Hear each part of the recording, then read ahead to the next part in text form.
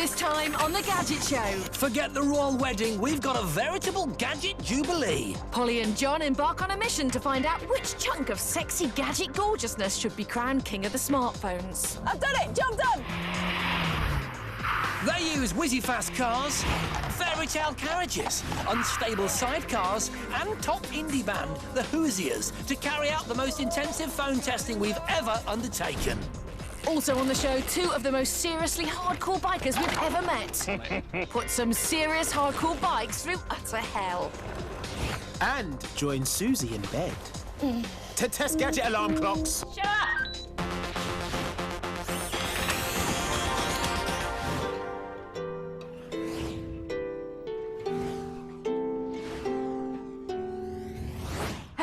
Welcome to the Gadget Show. Yes, and as you might have already gathered, we've got something of a fully fledged coronation going on in the studio this week. We're talking fanfare, trumpets, we've got a throne, dancing girls. Yeah, except the budget was blown on the trumpets alone, you see, so we haven't got any dancing girls. Unless... No! Oh, worth a punt. Yeah. Jon, would you like to tell us about this week's challenge? It'll be a pleasure. This week's challenge sees Pollyanna and I trying to find the very best smartphone out there. Yes, we're putting all of the leading contenders through their paces across the show. And as Jason rightly said, we're going to be crowning the champion as king of the smartphones. That's right. We will be putting the winning phone upon a throne. Oh. Check it out. Huh? Our first stop was a slippery, wet karting track to test the phone's usability. Included was a smoking hot hatch, complete with a precision stunt driver. Me in a high-vis jacket holding a stopwatch. And Pollyanna in a rather fetching jumpsuit. Now, Polly, here's what's going to happen. You're going to sit in the passenger seat of this Alpha while Sam here is going to drive you round this tight racing circuit as fast as he can at breakneck speed. Breakneck speed. Exactly. When I say go, I want you to turn the phones on, get on the internet and find out the exact date the phones were launched on the UK market and then text that information to me as quickly as possible. So I've got to do all of that and try and keep my breakfast down? Exactly. It'll be huge fun. Joining me in the car were four of the latest smartphones. The iPhone 4, the Nexus S, the HTC HD7 and the BlackBerry Torch. Jon would be timing me and the phone that took the longest would be eliminated. 3, 2, 1, go! As I screeched off the start line, I quickly turned on the phones, and as I tried to hold down my bacon, I noticed a real difference in response times. Oh, now that came on immediately. The BlackBerry Torch sprung to life first in a rapid 3 seconds. But the iPhone 4 was the slowest, taking 37 seconds. God, we're like half a lap round. Still hasn't loaded. Still got the apple. Once up and running, I logged onto Wikipedia and tried to find out each phone's release date. But being thrown around like a rag doll in a tumble dryer made typing very difficult on the BlackBerry Torch. This keypad's horrendous. Right, how do I do this? The Nexus S was the easiest to type on thanks to large illuminated lettering. It's a really bright screen, actually, really easy to look at. And it was easily the quickest to render internet pages. I've got the information up already, and the date is December the 22nd, 2010. The iPhone 4 was second to bring up a search result. OK, June the 24th, 2010. And the HTC HD7 with its huge 4.3-inch screen was third. It's taking a little while to render the internet page, unfortunately. And the date is October the 21st, 2010. Right, homepage. I need to get out of this, go into messaging. I wasn't doing too badly, but there was no sign of Sam slowing down on the corners. Going sideways while loading web pages and trying to text wasn't ideal. On all but the BlackBerry, I'd found the release date without too much trouble, but I still had to text Jon the all-important info. Come on, load. The Nexus S's 1 GHz processor and snappy gingerbread software had the text message page loaded immediately. Composing a message and sending it to Jon. But there he is in my phone book. Sent! It's done! I've done it! Job done! A text message, Nexus S, 2 minutes 42. Wow, that's good. The Nexus S had won our usability test in a great time of 2 minutes and 42 seconds. Not far behind was the iPhone 4. And send. In a time of 2 minutes and 53 seconds. The third phone to qualify was the HTC HD7. Come on. Everything I'm having to tap about 2 or 3 times. Which limped over the line in a time of 3 minutes 12 seconds. Last and very much least was the BlackBerry Torch. I can't send the message!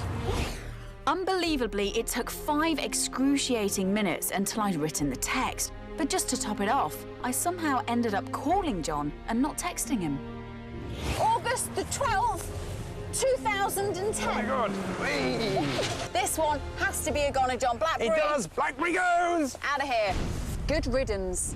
So the BlackBerry's eliminated. Why couldn't you text on it? Do you know what? It's just extremely awkward using the keypad kind of in that situation. It would just wasn't clear. That's because you're not a BlackBerry user. I still think to anyone who already owns a BlackBerry, this is a massive leap forward. But, I mean, even compared to older BlackBerries, that keyboard is worse because all the keys are recessed. OK, yes, it is a recessed keyboard, but it's still better for existing BlackBerry users than using a touchscreen. We can use this, no really problem. I can still interesting. This is what's happened over the last couple of years, right? People have become tribal about their gadgets, especially smartphones. If someone slags off your smartphone, you feel like it's a reflection of your own personality, It is don't very you? personal, yes, But you see, to see the BlackBerry banished from the kingdom in this week's hurts a test, little bit. it hurts, doesn't it? Look, this is a hot area, and we want your opinions. What do you think about the tests we've done? Which are the best handsets? Which are the best ways to enter your content? Let us know. Log on to www.channel5.com/Gadget Show right now, where you can vent your spleen about what you think is the very best smartphone out there. Go to our homepage and click on the link to our special smartphone page, where you can join our online debate and vote for your own personal favourite in our poll. You can also watch Jon's video reviews of the smartphones featured in this week's challenge. So log on and give us a piece of your mind. It's time for a short break, but immediately after that... 2 total nutcases test drive a bunch of extreme mountain bikes. Go on, boy. In a phenomenally hardcore bike test. See you shortly.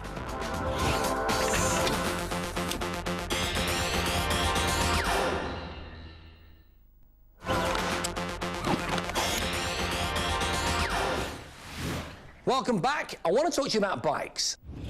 And when I say bikes, I'm not talking about the kind of sedate, 2-wheeled vehicles that you might take for a nice, pleasant cycle around the park.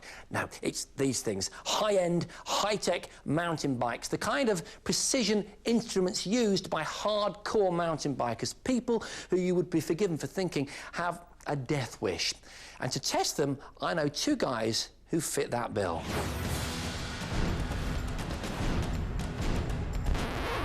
Guy Martin and Mark Maeve Davies are best known for their new series on BBC One, which finds them pottering gently around the canals of Britain on a traditional narrowboat.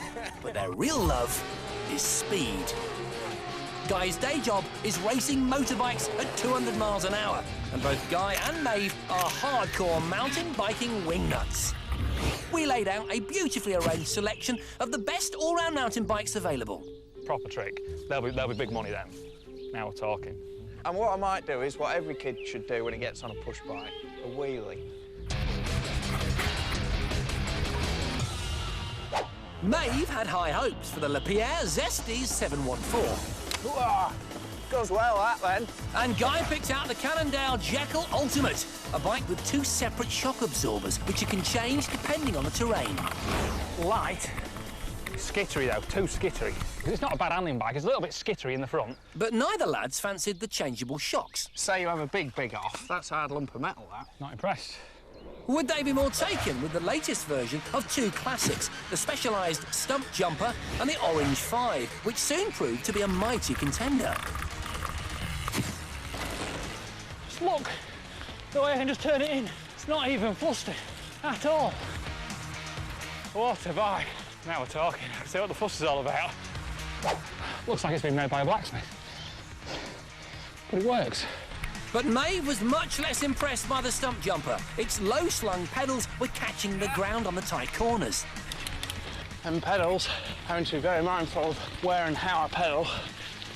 We're banging pedals again. That could hurt, man, that could. And finally, the Trek Remedy 9.9 with its high-tech adjustable seat post and the Scott Genius, again with an adjustable shock absorber. Although the Scott rode smoothly, it couldn't knock Guy's favourite, the Orange 5, from its top spot. But Maeve had found his favourite in the Trek Remedy. This bike is nice. Beautiful. This is lovely. Very happy. I could have carried on. If that track had been that length again, I'd have carried on. After riding all the bikes, we asked Guy and Maeve to pick their favourite two for one final test. So it's the Orange against the Trek then? Yeah, I would say so. And how are we going to do it? You're going to time trial because I'm knackered, Mr. Athlete. Get on it. It all came down to this, a classic time trial, with Guy in the saddle on both bikes. First up was the Orange 5. 3, 2, 1, go! He's on it.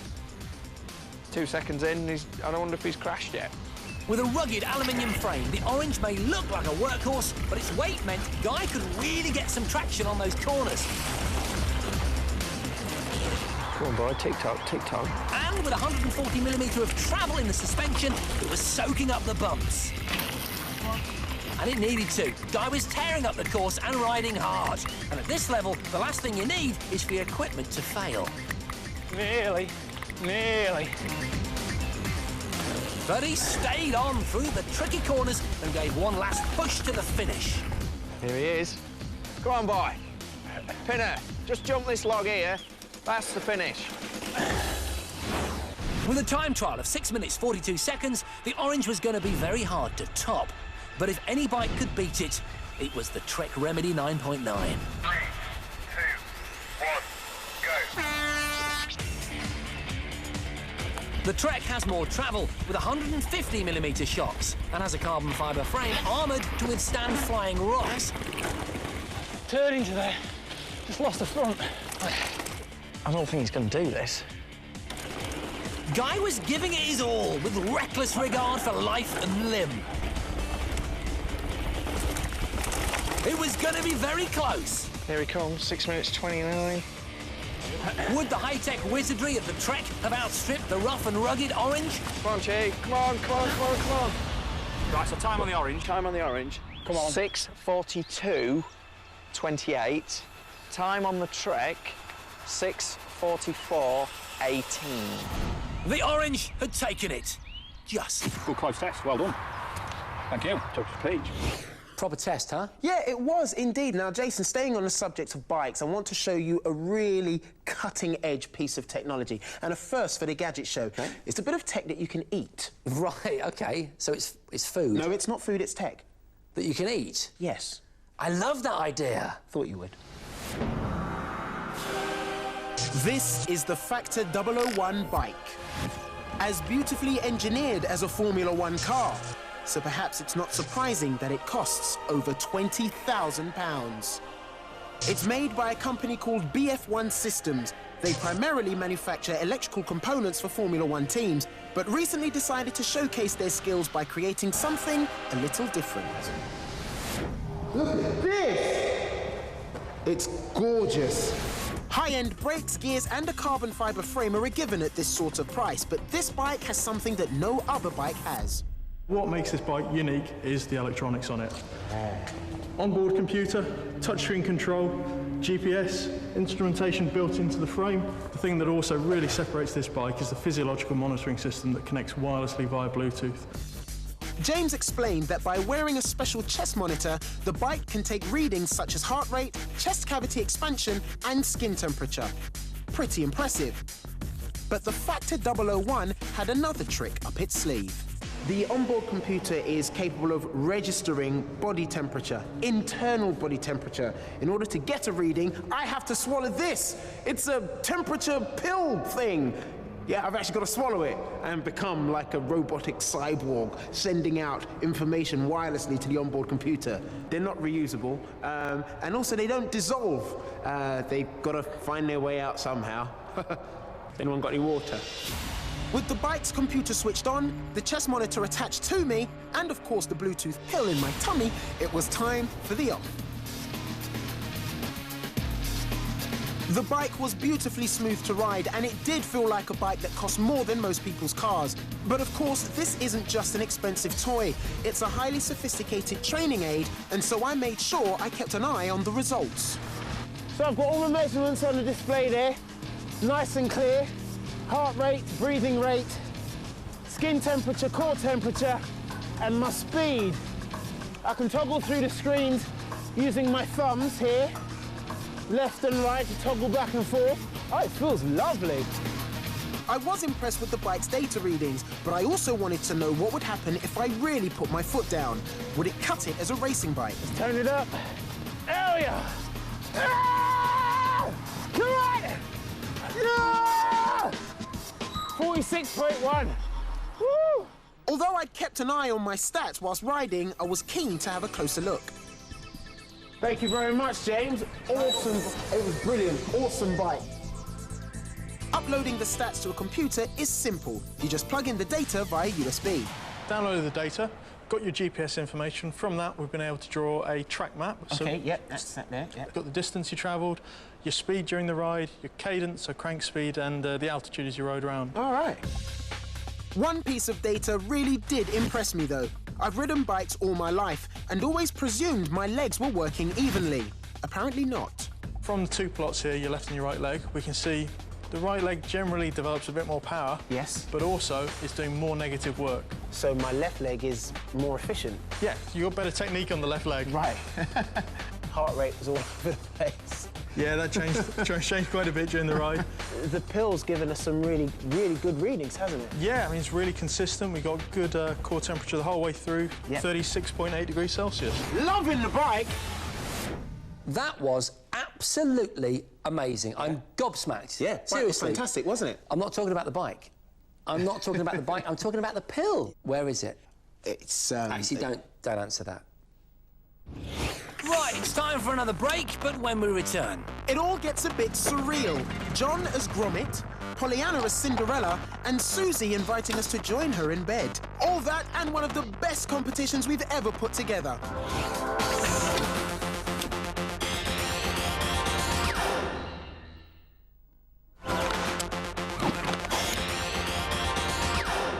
Welcome back, and this week these two are on a mission. Yes, we are on a quest to find a smartphone that will rightfully take its place on this and be proclaimed the king of the smartphones. Polly speaks the truth, I tell you. The first of all was the BlackBerry, and now there are 3. So which will be the next to go? Yes, indeed. Place your bets, because the next challenge is all about which of these multifaceted little works of technological genius can do the best job of replacing your camera. We're talking taking pictures. Smile, guys. Cheese. Cheese. Nice. And you, Polly?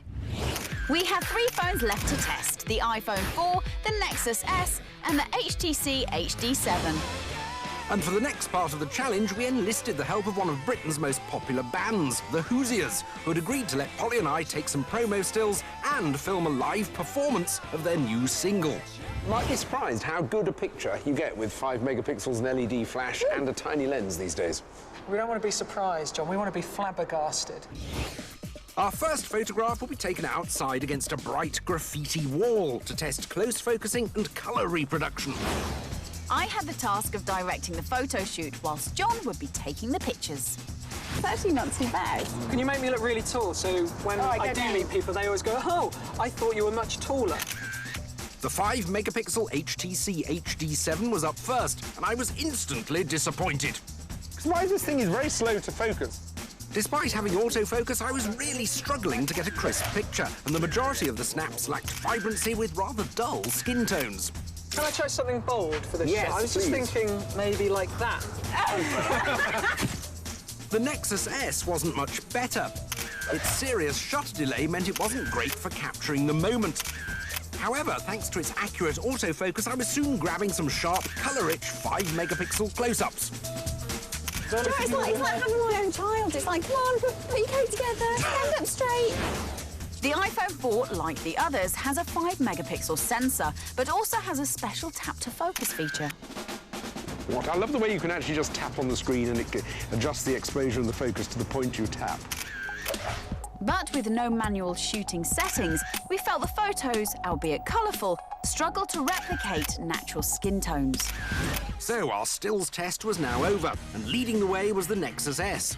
Next up was a video quality test, and we were in for a special treat. The guys are just getting ready to give us a very special acoustic session of their new single, Bumpy Ride. And me and Jon are going to make them a video using our phones. How does it feel to spit out sunny skies? With an identical subject, setting and lighting, this was a great controlled test for our 3 smartphones. This time we both filmed the performance on all 3 phones from all angles, capturing wide shots, close-ups and plenty of movement to really push the phone's capabilities to the max. I even became an honorary Hoosier for a chorus or 2.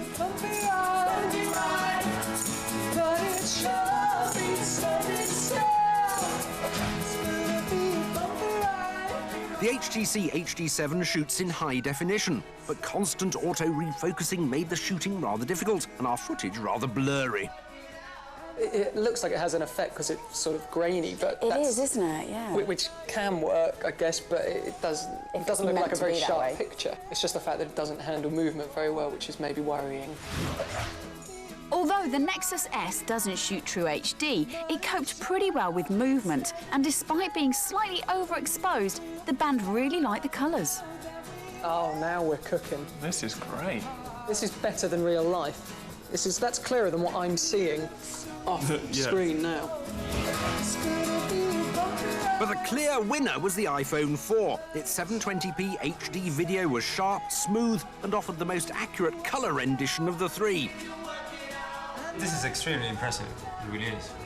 You can see how it can handle the bright background and the foreground without sort of throwing a wobbly and giving you a horribly overexposed looking picture. That's much better. There's quite a bit more warmth in this as well, actually, in terms of skin tone. Our thorough second smartphone challenge was complete, and the results were clear. The Nexus S had produced the best photos, while the iPhone 4 had produced the best video.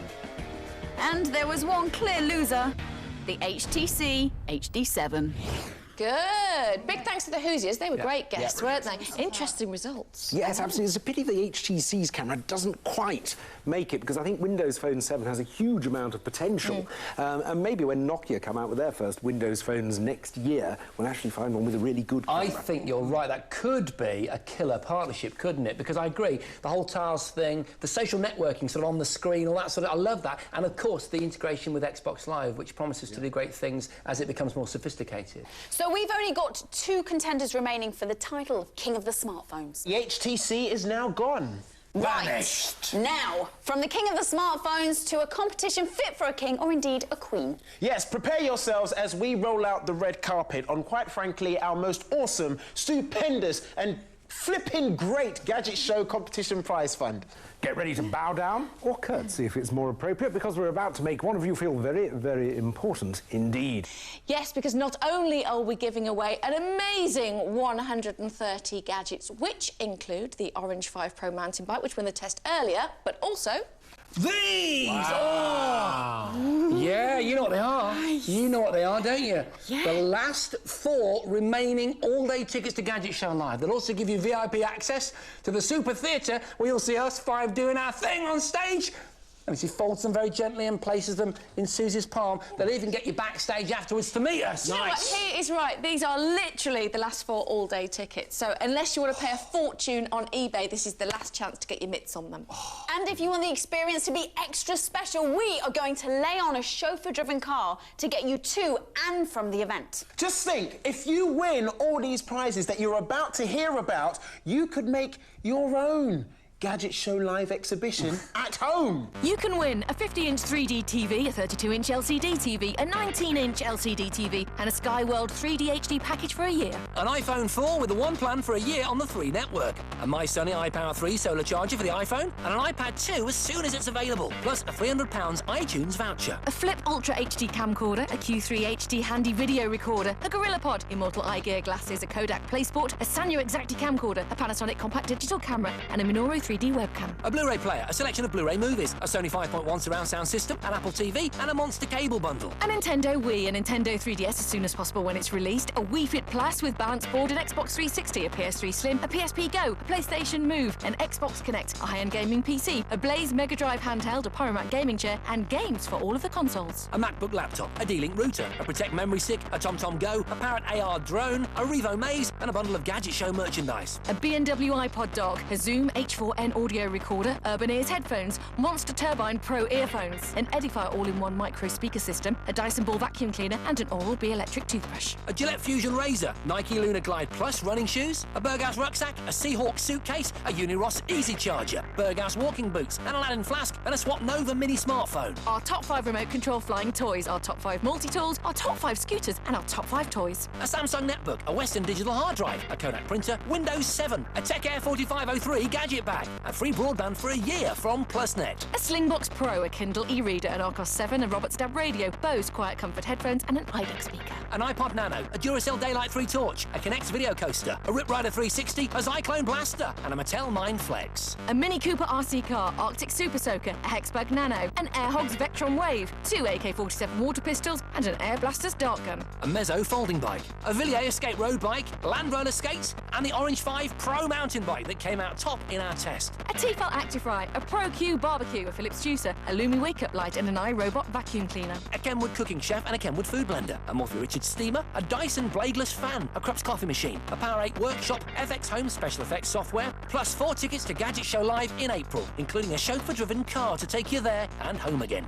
And a Wowie Alive interactive cuddly toy. It's a massive prize bundle worth in excess of 25 grand. And to be in with a chance of winning the lot, you'll need to know the answer to this question. Which member of the royal family is Kate Middleton marrying? Is it A, Prince Philip, B, Prince William, or C, Prince Charles? To enter, call 0904 1616 555 or text A, B or C to 63555 or send your answer, name and contact telephone number on the back of a postcard or a sealed envelope to the Gadget Show, 1505, PO Box 46556, London N10WW. Calls cost £1.53 from a BT landline. Calls from other networks may vary and from mobiles will cost considerably more. Text costs £1.50 plus one message at the standard network rate. For rules, go to channel5.com/win. Lines close at midday on Monday the 21st of March and 3 days later for postal entries. And of course, we'll show you the question again at the end of the show. Good luck. Right, time for some good news. In fact, some great news. Really good, yeah. Don't you think? Now, you'll probably recall the Gadget Show broadband campaign where we weren't happy with the use of the phrase up to. We felt it was misleading, and many of you took part in the campaign. You went to our website, checked your broadband speed, filled out a poll, so we could decide whether you were getting the speed that you expected to get. Well, there's been movements. There's been some movement on this subject from Ofcom. Suzi? Yes, we have been heard because Ofcom, the regulatory body for the UK's communication industry, have concluded that many consumers aren't getting the speeds that they were expecting from the advertising. Hello? I know. Isn't that what we were trying to say? What's the quote say? They say it's important that the rules around broadband advertising change so that consumers are able to make a more informed decision based on the adverts they see, and that advertisers are able to communicate more clearly how their products compare to others in the market. So hopefully now the Advertising Standards Authority are going to take note and hopefully do something about it. But the important message here is that what we started seems to have been part of this result. Yeah, and hopefully up to will soon be a thing of the past. And you can check your speed right now by going to channel5.com/Gadget Show, where you'll be able to link through to our live broadband speed checker. You can also take part in a poll that will enable us to find out if your up to speed is the same speed that your ISP advertised it as. Right, now it's time for another top 5, and this week we are talking alarm clocks. Once upon a time, alarm clocks were simple wind-up affairs that sat at the side of our beds and went... And then digital alarm clocks arrived, and we all got used to waking up to the radio or... Now, because more and more people are using their alarms on their smartphones to wake them up, the good old-fashioned bedroom alarm clock is becoming an endangered species. They now need added tech appeal. So here are my top 5 gadget alarm clocks. At 5 is the Twist. With its novel cylindrical design, it looks like something from a 1970s sci-fi movie, which is cool, but it's the unique way it wakes you up that sets it apart. It's a puzzle alarm clock, and it won't stop beeping until you've done a bit of maths. So, something plus something equals 12. 10. Oh, no, there's not a 10. 9 plus 3. 9 plus 3 equals 12. Stop. I know it's not that difficult, but first thing in the morning, it does get the old brain matter ticking over. At number 4 is the Pure Twilight. Sadly, this doesn't come with Robert Pattinson or have anything to do with the Twilight vampire series. Instead, it uses light and sound to wake you up. That's a really nice way to wake up, because the light increases slowly before the alarm goes off. Of course, you can have the radio as the alarm, or you can choose from some of their preset sounds, from the dawn chorus to a babbling brook. Actually, I think I should have chosen the dawn chorus. That's making me want to go to the bathroom. Other features include an MP3 socket, a smartphone charging point, and of course, the light. At 3 is the Amplicon TCL 200, which has a noisy little trick up its digital sleeve, a 90 decibel alarm. No! One of the loudest alarm clocks on the planet. The Amplicon has to be one of the most determined alarm clocks on the market. Not only is it one of the loudest, but it's also got this wireless vibrating device that goes under your pillow. Shut up. At number 2 is a device that's much more than just a simple alarm clock. The Zeo Personal Sleep Coach uses a wireless headset to pick up the naturally occurring electrical changes in your brain that signify different states of sleep.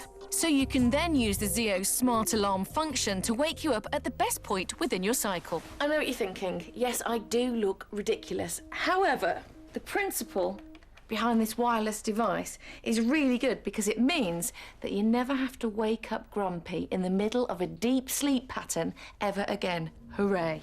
The Zeo also comes with a computer program that allows you to keep track of your sleeping habits so you can discover what helps or hinders getting that perfect 40 winks. And at number 1, here's one for those of you who fancy something a bit more energetic, the Toki. The small rubberized round digital alarm clock might not look like much, but it's guaranteed to get you out of bed in the morning. No, Toki. The trouble with Toki is if you don't switch him off, he won't shut up. He's now rolled off the table.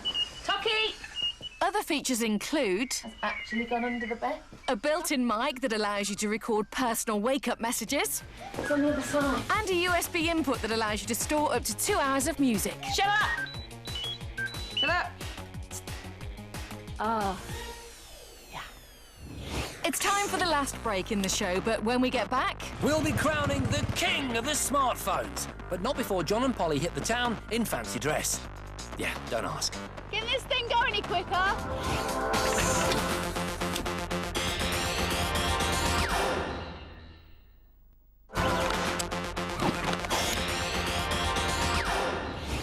Welcome back to the Gadget Show, and not just any old Gadget Show, a special one, a royal one. Yeah, and it's not just any old royal one, hey, like a wedding or something like that.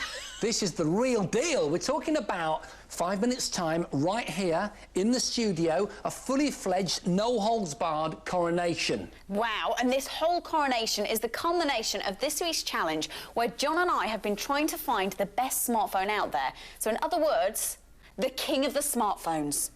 The BlackBerry and the HTC have already fallen out of the running and they've been banished from the kingdom, which leaves us with these two as finalists, the iPhone 4 and the Nexus S. Which one will take its pride of place on the smart throne? Nice! Hey? Thanks very much. Going into the final challenge, only 2 phones remained, the iPhone 4 and the Nexus S. And we were summoned to central Birmingham to receive some interesting instructions. Dear Polly and John, in this, the final test, you must each take a phone and go head-to-head in an apps-based challenge. You must both complete a series of tasks that will prepare and eventually lead you to a lavish meal at Birmingham's Aston Hall mansion. However, there's only enough food for one of you, so be quick. P.S. Before you start squabbling, which we wouldn't, John will use the iPhone and Polly will use the Nexus S. So the stage was set. It was me and the iPhone 4 versus Polly and the Nexus S. Our destination was Aston Hall, but our first clue was, well, Estás vestido de... definitely foreign. No comprende. Possibly Spanish. Do you think? It was indeed Spanish and we needed an app for it. No estas. I began by trying one you speak into. Now dance Tintado Luna. Having failed spectacularly, I settled on Google Goggles, a free service which can translate foreign text. So all I have to do is take a photo of the Spanish words and a web link appears with the translation options.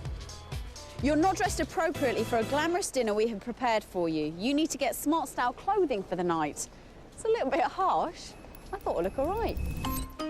On the iPhone's App Store, which contains over 350,000 applications, I found Word Lens.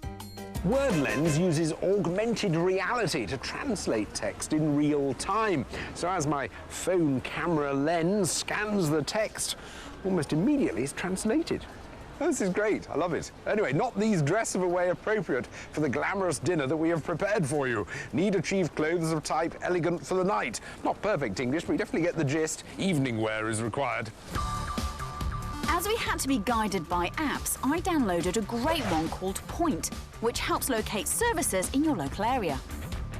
Come on, come on, come on, come on, come on. Brilliant. Right, I've got quite a few on the list here. Looks like they're all within this area, so let's go and find a dress.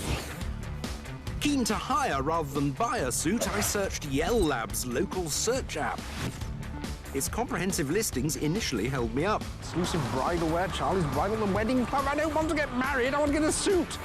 But soon I found a nearby hire shop and used Yell's augmented reality directions to guide me there. There it is, let's go. Across town, I'd found a perfect shop. Wow, look at these. But I just couldn't decide which dress to pick, which meant John was first to get dressed and discover our next task, which arrived via email. Attached to this email is a document containing the invitation for tonight's meal. But apparently I have to run around town to print it off, dressed like this.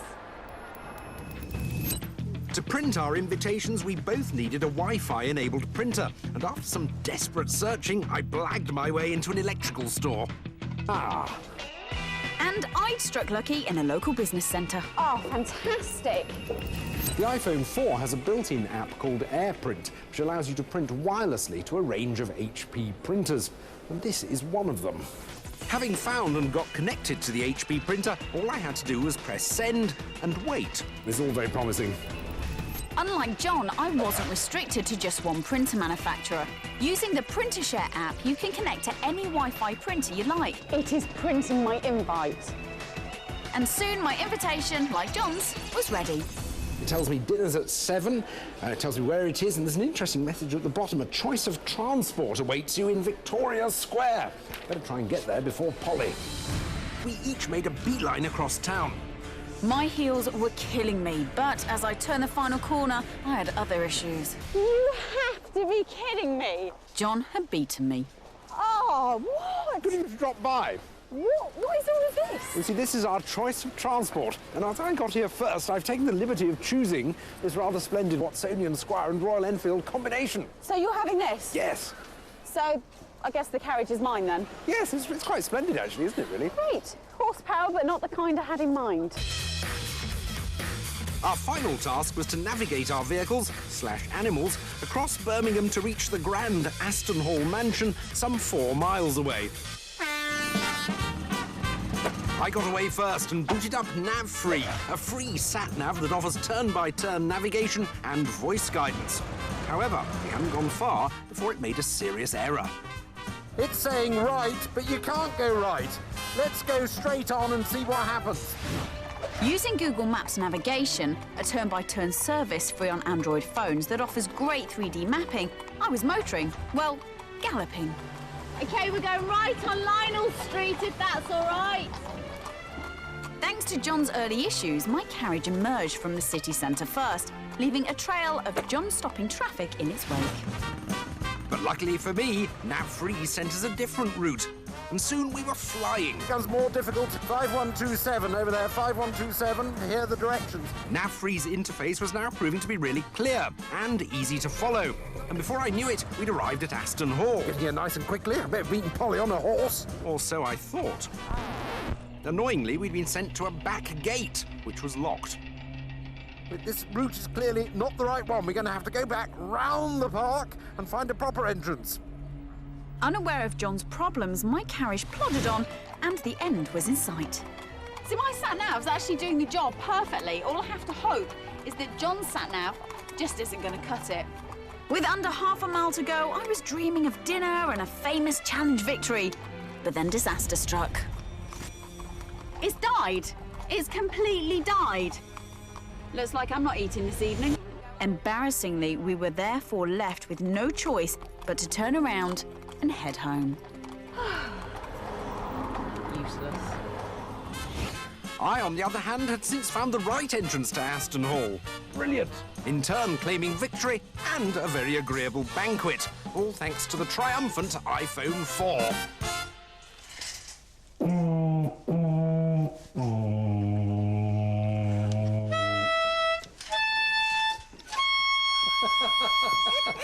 I'm sorry. I don't know why. It's the trainers that are really making me laugh. It's the coordinated outfit. We've come as the trumpeters. We're heralding in the new... It's like an old school flavour. Yeah. Come on, 6 stars, Dad. I think it's fair to say that you did thoroughly, both of you, test those phones to the max. Oh, we did, absolutely. But I must admit that the iPhone 4 does reign supreme as king of the smartphones, still. Ah, king of the smartphones. But for how long, we don't know, because there's a new iPhone coming out in the summer, the iPhone 5. There's another one coming out. But there are also a whole load of new Android phones coming out as we speak, so something else. Someone's been smoking in this. I just sucked on their bong. But it might not be on this throne for long. I don't think the phone will last long. I don't know. Let's pipe you out. See you next week. That's all for now, but join us next time for 2 of the fastest and most dangerous challenges ever on the Gadget Show. This is incredible. Can I build a gravity racer capable of beating a £28,000 Lotus sports car in a head-to-head race on a hill in Germany? There goes the camera. And can I build a jet-powered luge capable of carrying me down a runway at more than 114 miles per hour and earning the Gadget Show our 6th world record? Wobbling a little bit from left to side. 2 incredible challenges. Come on, Otis, come on. And 1 amazing show. Yay! That's the Gadget Show next week. Right now, though, don't forget to enter this week's incredible Gadget Show competition, where amongst the huge pile of gadgets you're seeing flying across your screen right now, you could also win the last remaining full tickets for Gadget Show Live. And, of course, a chauffeur-driven car to get you there and home again. If you want to see the 5 of us live at the NEC in April, this really is your only remaining chance. And to enter, all you need to do is answer this question correctly. Which member of the royal family is Kate Middleton marrying? Is it A, Prince Philip, B, Prince William, or C, Prince Charles? To enter, call 0904 1616 555 or text A, B or C to 63555 or send your answer, name and contact telephone number on the back of a postcard or a sealed envelope to the Gadget Show, 1505 PO Box 46556 London N1 0WW. Calls cost £1.53 from a BT landline. Calls from other networks may vary and from mobiles will cost considerably more. Texts cost £1.50 plus 1 message at the standard network rate. For rules, go to channel5.com/win. Lines close at midday on Monday, the 21st of March, and 3 days later for postal entries. Goodbye and good luck! Oh, he's got so many CIA-protected secrets in his head, he could implode unless they get to him first. Brand new comedy with Chuck next tonight, and later, Russell Peters rocks up for Comedy Kings at 10.